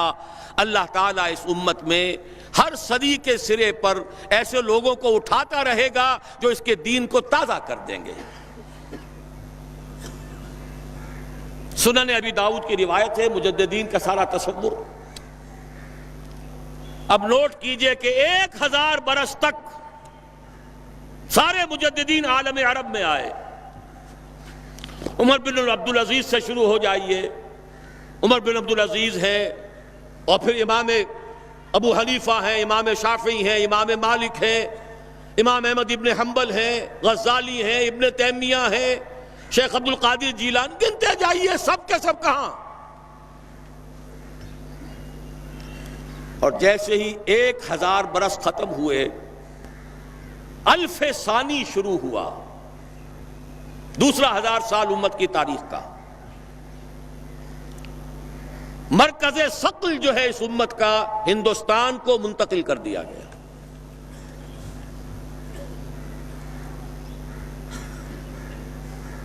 اسپرچول سینٹر آف گریویٹی، روحانی اور علمی مرکز ثقل ہندوستان میں منتقل ہو گیا. 11ویں صدی کے مجدد اعظم شیخ احمد سرہندی رحمۃ اللہ علیہ، پوری دنیا میں ان کے سطح کا کوئی انسان آپ کو 11ویں صدی میں نظر نہیں آئے گا. اور ان کا سلسلہ مجددیہ نقشبندیہ پورے ٹرکش بیلٹ کے اندر پھیلا ہوا ہے. اسی سال ایک بہت بڑی کانفرنس ہوئی ہے لاس اینجلس میں، سلسلہ مجددیہ نقشبندیہ کی ایک بہت بڑی کانفرنس ہوئی ہے. میں خود بھی اس میں شریک ہوا ہوں. اگرچہ وہاں بہت سی غلط چیزیں بھی شامل ہیں، لیکن اندازہ کیجئے یہ سلسلہ پورے ٹرکش بیلٹ میں امام شامل تھے تو انہی میں سے تھے. یہ پوری ٹرکش بیلٹ افغانستان سے شروع ہو جائیے، صبغت اللہ مجددی، یہ کون سے کس کے نام سے ہے؟ یہ 12ویں صدی ہجری کے مجدد اعظم شاہ ولی اللہ دہلوی رحمت اللہ علیہ. اس دور میں صرف ایک شخص اور نظر آتا ہے دنیا میں ان کا ہم عصر، اور وہ شیخ محمد ابن عبد الوہاب ہیں. لیکن اگر ایک ترازو میں رکھ کر دونوں کو تولیں تو کوئی تقابل نہیں دونوں کے اندر.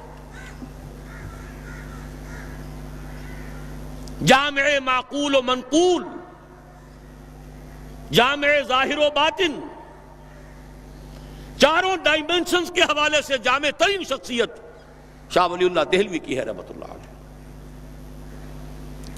13ویں صدی ہجری میں جہاد بہت سے ہوئے ہیں. سنوسی نے بھی جہاد کیا ہے، مہدی سوڈانی نے بھی کیا ہے، لیکن سب سے عظیم جہاد سید احمد بریلوی اور شاہ اسماعیل شہید رحمہ اللہ، وہ کہاں ہوا؟ ہندوستان. 14ویں صدی میں یوں تو ہمارے ہاں بہت سے لوگوں نے اپنے اپنے مجدد جو ہے منتخب کر لیے ہیں. تھانوی حضرات کے نزدیک مولانا اشرف علی تھانوی رحمت اللہ علیہ نصر مجدد جامع المجددین ہے. بریلوی حضرات کے نزدیک شاہ احمد رضا خان بریلوی، وہ بہت بڑے مجدد ہیں، وغیرہ وغیرہ. لیکن میرا اپنا ایک تجزیہ ہے، میں نے اپنی پوری کتاب میں بھی واضح کر چکا ہوں. علماء کے طبقے کی عظیم ترین شخصیت مجدد اعظم 14ویں صدی کے شیخ الہند مولانا محمود حسن اسیر مالٹا، جس کو انگریز نے گرفتار کر کے ہندوستان میں نہیں رکھا، مالٹا میں رکھا ہے. اقبال کے نفس سے ہے لالے کی آگ تیز، ایسے غزل سرا کو چمن سے نکال دو. اس کے علاوہ جو عظیم شخصیتیں ہندوستان نے پیدا کی ہیں، ان کے پاسنگ کے برابر بھی کوئی شخصیت عالم عرب میں نہیں ہے. اقبال جیسا مفکر کہیں ہے؟ مولانا مودودی جیسا مصنف کہیں ہے؟ مولانا الیاس جیسا مبلغ کہیں ہے؟ عالمی سطح پر عالم عرب ہو یا عالم عجم ہو، اگر کوئی ڈنکا بول رہا ہے تو مولانا مودودی کی کتابوں کا ہے، مولانا الیاس کی تبلیغی جماعت کا ہے، اور دنیا کے کسی ملک سے اٹھنے والی کسی جماعت کا عالمی سطح پر کوئی اثر نہیں. سب اپنے اپنے علاقے کے ہیں، سب اپنے اپنے علاقے میں کام ہے، کوئی کسی کو جانتا بھی نہیں. اور فلسفیکل لیول پر، انٹلیکچوئل لیول پر علامہ اقبال واحد شخص ہے، کوئی دوسرا ہے ہی نہیں. تقابل تو وہاں کیا جائے جہاں کوئی دوسرا ہو، وہ تو دوسرا ہے ہی نہیں. یہ کیا سب کچھ یوں ہی ہو رہا ہے، ایٹ رینڈم ہو رہا ہے، یا کوئی حکمت خداوندی ہے؟ یدبر الامر من السماء الی الارض، تدبیر خداوندی جو ہے، یدبر الامر من السماء الی الارض ثم یعرج الیہ فی یوم کان مقدارہ الف سنۃ مما تعدون. اللہ کی تدبیر تو ہزار برس کی ہوتی ہے. 400 برس کی تاریخ آپ کو میں نے بتا دی ٹھیٹ دینی اعتبار سے. اس میں اضافہ کیجئے وہ جو کولونیل رول تھا، اس سے آزادی تمام مسلمان ملکوں میں چلی، تحریک چلی ہے نا، لیکن اسلام کا نعرہ صرف تحریک پاکستان کے لیے لگا. عربوں نے عرب نیشنلزم کا حوالہ لیا ہے، سہارا لیا ہے. خلافت ختم ہو رہی تھی، احتجاجی تحریک صرف ہندوستان میں چلی. باقی پوری دنیا کے مسلمانوں نے یہ بھی محسوس نہیں کیا، جیسے کہ حضور نے فرمایا ہے کہ ایک منافق کو بھی گناہ کرنے سے کچھ احساس تو ہوتا ہے، بس اتنا ہی ہوتا ہے جیسے ناک پر مکھی بیٹھی تھی اسے اڑا دیا. اس سے زیادہ احساس خلافت کے خاتمے کا پوری دنیا میں کہیں نہیں ہوا. اور یہاں مشرق سے مغرب، شمال سے جنوب بولی اماں محمد علی کی جان بیٹا خلافت میں دے دو. ہندوؤں کو شریک ہونا پڑا خلافت کی تحریک میں. قرارداد مقاصد پاس ہو گئی.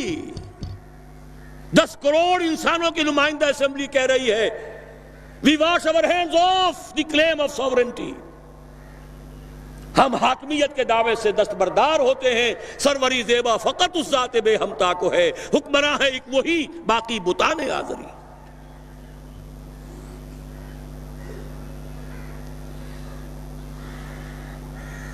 اس سے اگلا معجزہ، تمام فرقوں کے 31 سربراہوردہ علماء نے دستور کے 22 نکات دے دیے متفق علیہ۔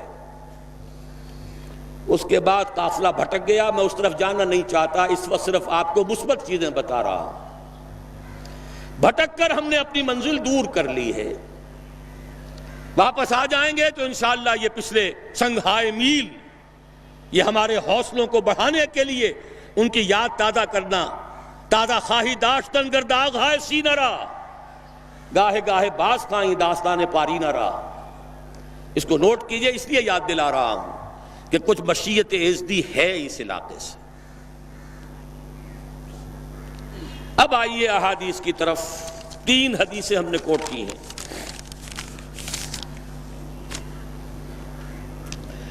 عن عبداللہ ابن الحارث رضی اللہ عنہ،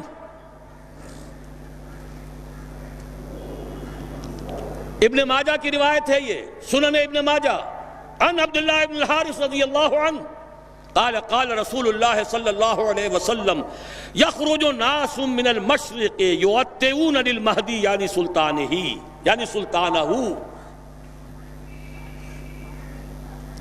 مشرق کی طرف سے لوگ نکلیں گے جو منزل پر منزل کرتے ہوئے آئیں گے، وطا پاؤں تلے روندنا، مہدی کے لیے یعنی اس کی حکومت قائم کرنے کے لیے۔ مہدی کا ظہور جو بھی ہمارے پاس روایات ہیں وہ یہی ہے کہ ان کا ظہور تو عالم عرب ہی میں ہوگا، مکے ہی میں، وہی ان سے بیعت ہوگی۔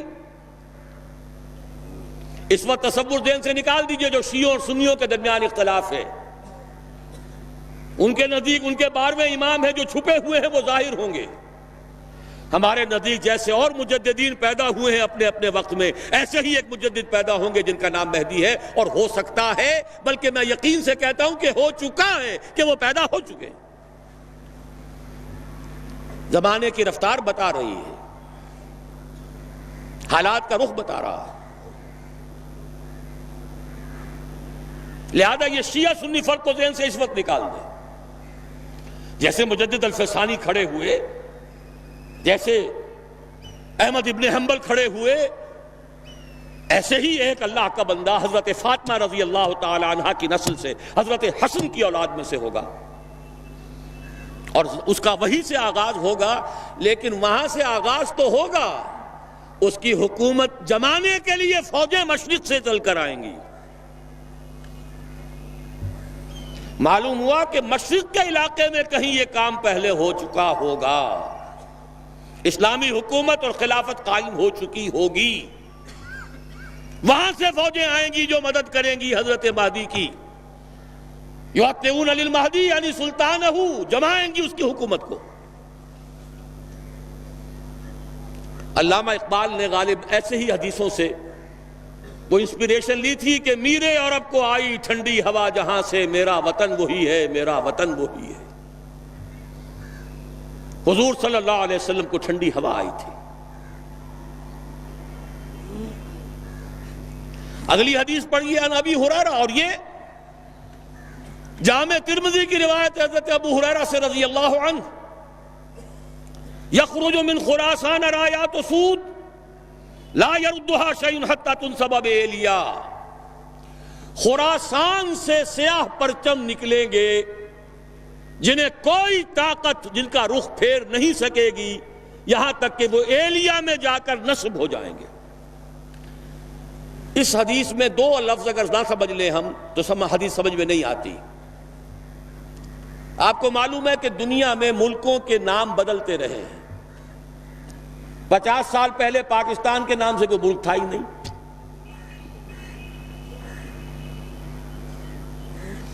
حضور کے زمانے میں خراسان ایک بہت بڑا ملک تھا، اور آج کے افغانستان کا تقریباً 2/3 سب سے نچلا جو اس کا ریگستانی سا علاقہ ہے سیستان کہلاتا تھا، اس سے اوپر جو ہے خراسان تھا۔ پاکستان کا بھی ملحقہ علاقہ اس میں شامل تھا۔ یہ واخان کی پٹی جو آپ نے کبھی پڑھی ہوگی، اور جبکہ ابھی افغانستان میں جنگ ہو رہی تھی، روسی آ گئے تھے، ایک بڑی باریک سی پٹی آتی ہے افغانستان سے، جیسے کسی برتن کا ہینڈل ہو، کسی فرائی پین کا ہینڈل چلا رہا ہے، وہ واخان۔ اس کتابوں میں لکھا ہے کہ یہ خراسان کی مشرقی سرحد تھی۔ اس کے نیچے کا سارا علاقہ، یہ باجوڑ، دیر، یہ سارا پھر اس کے بعد کوہستانی علاقہ، یہ وہ علاقہ ہے جہاں جہاد سید احمد بریلوی رحمت اللہ علیہ کا ہوا ہے۔ خراسان میں اس کے علاوہ تھوڑا سا علاقہ ایران کا شامل ہے، وہ اب بھی خراسان کہلاتا ہے، چھوٹا سا صوبہ ہے۔ اور ایک پھر ماوراء النہر کا یہ علاقہ جو ابھی آزاد ہوا ہے روس کے تسلط سے، یہ بھی اس میں شامل تھا۔ یہ پورا ایک ملک کہلاتا تھا خراسان۔ اس سے ادھر کا جو ایران آج کا ہے وہ اصفہان کہلاتا تھا۔ اس خراسان کے علاقے سے فرمایا حضور نے کہ فوجیں نکلیں گی سیاہ علم لے کر، سیاہ پرچم لے کر۔ ایلیا حضور کے زمانے میں نام تھا یروشلم کا۔ یروشلم کو سن 70 عیسوی میں جب تباہ و برباد کیا ہے ٹائٹس رومی نے، بالکل تباہ و برباد کر دیا، اس کو پھر اجاڑ دیا جیسے کبھی نیبوکڈنیزر نے اجاڑا تھا۔ اس کے بعد ایمپرر ہیڈریان تھا ایک رومن ایمپرر، اس نے دوبارہ آباد کر کے اس کا نام بھی رکھا ہے ایلیا۔ اب وہ یروشلم نہیں تھا، اور سن 70 عیسوی سے ان کا جو سیکنڈ ٹیمپل تھا وہ گرا پڑا ہوا، آج تک گرا پڑا ہے۔ ایلیا کہلاتا تھا۔ اس ایلیا کے بارے میں حضور نے خبر دی، اس حدیث سے معلوم ہوا کہ یہ مسلمانوں کے ہاتھوں سے نکل چکا ہوگا، لیکن ان کو لینے والے خراسان سے چل کر آئیں گے، کوئی اور ملک کے لوگ نہیں لے سکیں گے۔ نوٹ کیجئے ذرا حدیث کو۔ یہ ایلیا تاریخی اعتبار سے مسلمانوں کے ہاتھ سے 2 دفعہ نکلا ہے۔ پہلے عربوں کے ہاتھ سے نکلا، لیکن عرب واپس نہیں لے سکے۔ کس نے واپس لیا؟ صلاح الدین ایوبی کرد، خراسانی نہیں تھے۔ گویا کہ وہ اس حدیث کا اطلاق اس پر نہیں ہوگا۔ اب دوبارہ ہاتھ سے نکلا ہے، صاف نظر آتا ہے کہ عربوں میں تو دم ہے ہی نہیں۔ تھوڑے سے دم خم کا امکان تھا عراق کا، اس کا جو بھرکس نکالا ہے، اگلا پچھلا کھایا پیا جیسا، اور دوسرا 3 ٹکڑوں میں تقسیم کیا ہے، اس کی اپنی حماقت بھی اس میں شامل ہے، عالمی سازش شامل ہے، سب کچھ ہے۔ یہ میرا اس وقت کا موضوع نہیں ہے۔ عالم عرب میں کوئی ملک ایسا نہیں ہے کہ جو چیلنج کر سکے۔ خراسان کے علاقے سے فوجیں جائیں گی جو ایلیا کو دوبارہ حاصل کریں گی۔ یخرجو من خراسان رایات سود فلا یردھا شیء، کوئی شے ان کا رخ نہیں پھیر سکے گی حتی تنصب ایلیا، یہاں تک کہ وہ رایات سود جو ہیں وہ سیاہ جھنڈے ایلیا میں جا کر نصب ہو جائیں گے۔ یہ 2 حدیثیں قطع الدلالت ہیں اس پر کہ یہ علاقہ ہندوستان اور افغانستان، پاکستان اور افغانستان کا علاقہ مشیت ایزدی کو خاص منسلک ہے اس علاقے کے ساتھ۔ یہی وجہ ہے کہ پاکستان بنا تو لا الہ الا اللہ کے نعرے پر، قرارداد مقاصد پاس ہوئی تو پاکستان میں۔ اور یہ جو جہاد ہوا، میں تفصیل میں نہیں جانا چاہتا، اس میں جو غلطیاں ہم سے ہوئی ہیں، افغانستان میں جو بھی جانیں دی ہیں، بے شمار خون دیا ہے مسلمانوں نے پورے خلوص کے ساتھ، وہ بھی رنگ لائے گا۔ کچھ آثار بھی اب نظر آ رہے ہیں، صورتحال جو ہے بدلتی نظر آ رہی ہے۔ یہ صورتحال خود ادھر اشارے کر رہی ہے کہ یہاں سے کچھ ہونا ہے۔ اور میں جو تجزیہ کرتا ہوں وہ یہ ہے، فکری، علمی، روحانی اعتبار سے 400 سال کے تجدیدی کارنامے کا خلاصہ بر عظیم پاک و ہند کا پاکستان میں آ کر جمع ہوا، اور بازوئے شمشیر زن وہ اللہ نے افغانستان کی صورت میں عطا کیا۔ جو قوم 15 لاکھ سے زیادہ آدمی دے چکی ہو، اس قوم کو دنیا کی کوئی طاقت شکست نہیں دے سکتی۔ آپس کا اختلاف تھا جو روکے بیٹھا تھا، ایک فرد سے بیعت کر کے توڑ دی تھی، اس کی صدا پائی ہے۔ عبد الرسول سیاف سے بیعت کی اور بیعت کر کے توڑی، اس کی صدا مل رہی ہے۔ صحابہ کو بھی اللہ تعالیٰ نے صدا دی تھی، 35 تیر اندازوں نے حکم کی خلاف ورزی کی تھی، 70 شہید کر دیے۔ اللہ چاہتا تو کنڈون کر دیتا، معاف کر دیتا، لیکن نہیں، سبق سکھانا تھا۔ وَلَقَدْ صَدَقَكُمُ اللَّهُ وَعْدَهُ إِذْ تَحُسُّونَهُم بِإِذْنِهِ حَتَّىٰ إِذَا فَشِلْتُمْ وَتَنَازَعْتُمْ فِي الْأَمْرِ وَعَصَيْتُم مِّن بَعْدِ مَا أَرَاكُم مَّا تُحِبُّونَ۔ سزا دی ہے تاکہ آئندہ کے لیے سبق ہو۔ یہ سب کچھ ہوا ہے، لیکن انشاءاللہ اسی علاقے سے اسلام کا بول بالا ہوگا، یہیں سے شروع ہوگا معاملہ۔ اور اس کے بعد آخری حدیث پڑھ لیجئے۔ جزیرہ نماء عرب میں ہوا تھا تو کیا ہوا تھا، پھر مشرق بھی اور مغرب بھی۔ یہ حدیث، اس کے بھی سمجھنے میں بہت سی مسلمانوں کو دقت ہوتی رہی ہے۔ یہ تو جیسے قرآن مجید کی بہت سی آیات آج جبکہ سائنٹیفک ہماری معلومات کا دائرہ وسیع ہو رہا ہے، جتنا واضح ہو کر آج سامنے آ رہا ہے، پہلے نہیں آ سکتا تھا۔ کل فی فلک یسبحون، یہ جتنا آج سمجھ میں آتا ہے پہلے نہیں سمجھ میں آ سکتا تھا۔ اسی طرح اس حدیث کو کیسے سمجھتے ہیں؟ ان ثوبان مولا رسول اللہ صلی اللہ علیہ وسلم، وہی ثوبان ہے رضی اللہ تعالی عنہ۔ قال قال رسول اللہ صلی اللہ علیہ وسلم عصابتان من امتی احرزهم اللہ من النار، عصابت تغزو الہند وعصابت تکون مع عیسی ابن مریم علیہم السلام۔ میری امت کے 2 لشکر ایسے ہوں گے جن کو اللہ نے آگ پر حرام کر دیا، جہنم ان سے دور بھاگے گی، جہنم ان کے قریب نہیں آ سکے گی۔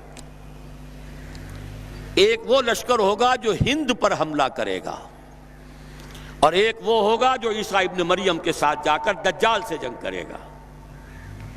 یہ دونوں لشکر ایک حدیث میں کیسے جمع ہو گئے؟